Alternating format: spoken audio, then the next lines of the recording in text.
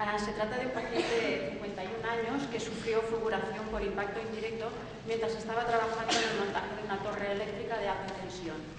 Era nueva y no tenía corriente. Cayó un rayo a distancia que alcanzó al paciente a través de un cable o herramienta. Salió despedido unos 4 metros con pérdida de conciencia hasta que estaba siendo atendido en el hospital. Tras observación 48 horas en el servicio de medicina interna, se mantiene estable hemodinámicamente y se le da alta hospitalaria y remitido a nuestro centro para el seguimiento de las quemaduras de primer, segundo grado, rhabdomiólisis, perforación timpánica y otro hematoma. Presentaba quemaduras de primer grado en el trayecto pariente occipital cervical derecho, centro torácico derecho y pierna derecha. Y de segundo grado en ingle y pie y tobillo. Y luego hematoma en pabellón auricular derecho. No fue mortal porque parte de la corriente se desvió hacia el cable y herramienta o hacia la torre, y además, como el paciente estaba trabajando y sudaba, se desvió hacia el exterior del paciente y no hacia el interior. Según la regla de los 9, la extensión de la quemadura era de un 5% de la superficie corporal total. Los objetivos que se pretenden es realizar intervenciones de enfermería para rápida recuperación, cubrir necesidades fisiopatológicas, ofrecer apoyo emocional, informar sobre situación actual, pronóstico y tratamiento a seguir.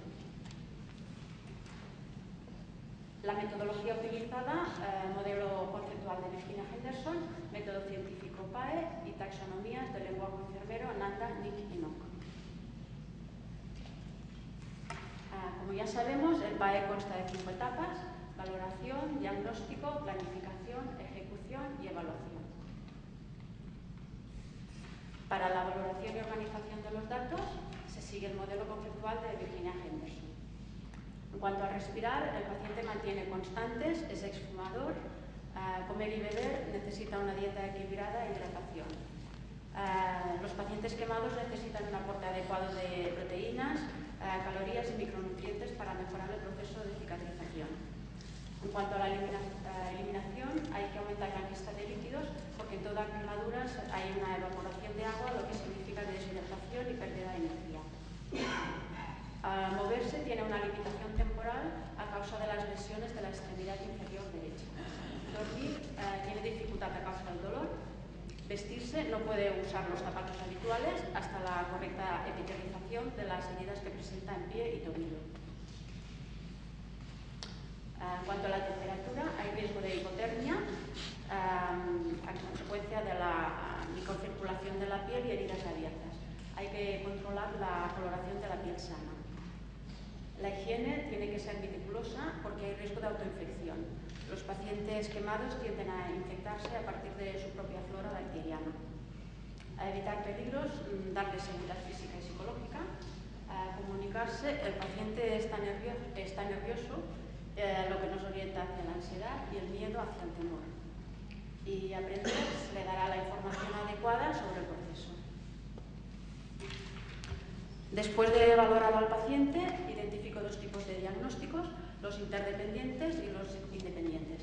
Los interdependientes, que son tratados en colaboración con otros profesionales, que pueden sentir los problemas existentes o complicaciones potenciales que todavía no existen.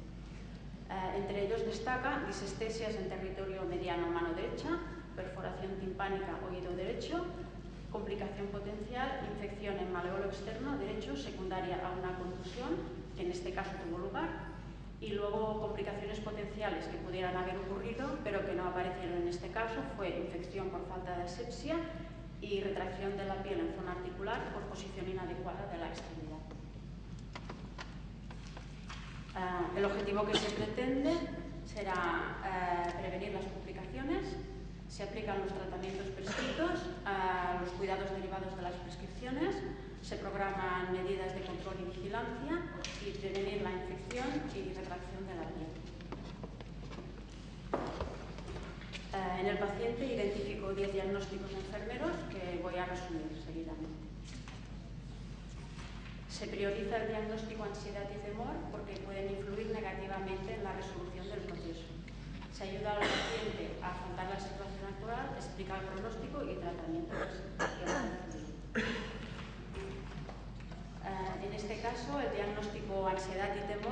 Unidos, el paciente está inquieto y tiene miedo. Se relaciona con la situación económica y aspecto físico. Se habla con el paciente para que exprese sus sentimientos y poder identificar la situación estresante. Mediante la escala de Likert se evalúa al paciente antes y después de las actuaciones y vemos que durante los primeros días el paciente se tranquiliza, desaparece el miedo y se muestra más colaborador. El diagnóstico temor, como ya he dicho, está vinculado al anterior diagnóstico, ansiedad.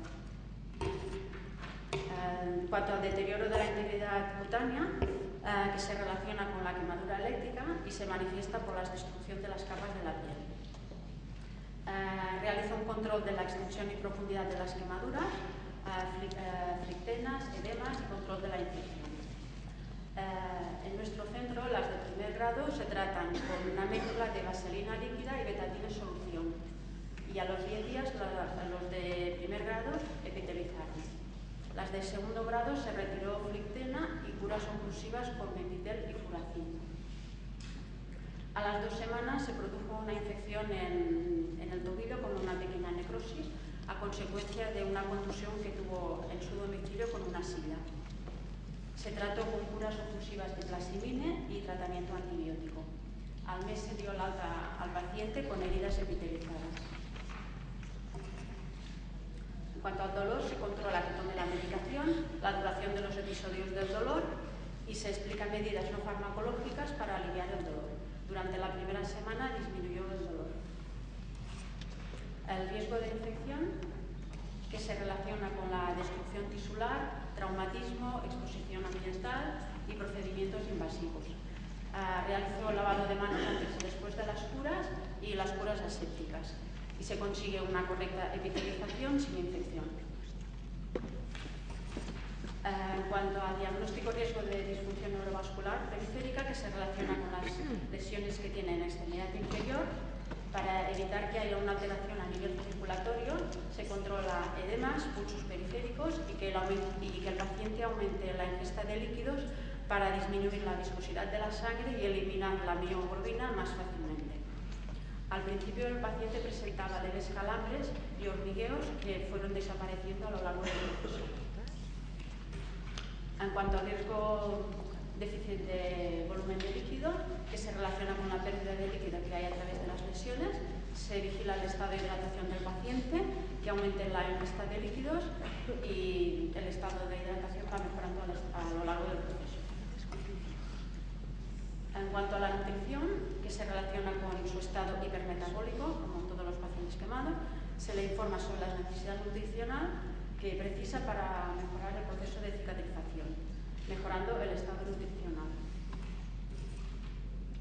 En cuanto al deterioro de la movilidad física, que se relaciona con las heridas que presenta en la extremidad inferior derecha, se le ayuda a la deambulación inicial con unas muletas para conseguir una postura funcional adecuada y disminuir también el dolor. Al alta presenta buen patrón de marcha. Y luego tenemos diagnóstico conocimientos deficientes en relación al proceso de cicatrización, que el paciente lo expresa verbalmente, se le explica el proceso de la enfermedad, factores de riesgo, signos, síntomas y posibles complicaciones que el paciente asimiló correctamente. Y luego tenemos, por último, unas intervenciones que no están en relación con ningún diagnóstico en concreto, que son documentación y cuidados de enfermería al ingreso. Se registran los datos del paciente en la historia clínica y se facilita el ingreso del paciente al centro. Nos presentamos, lo valoramos, empezamos plan de cuidado, etc.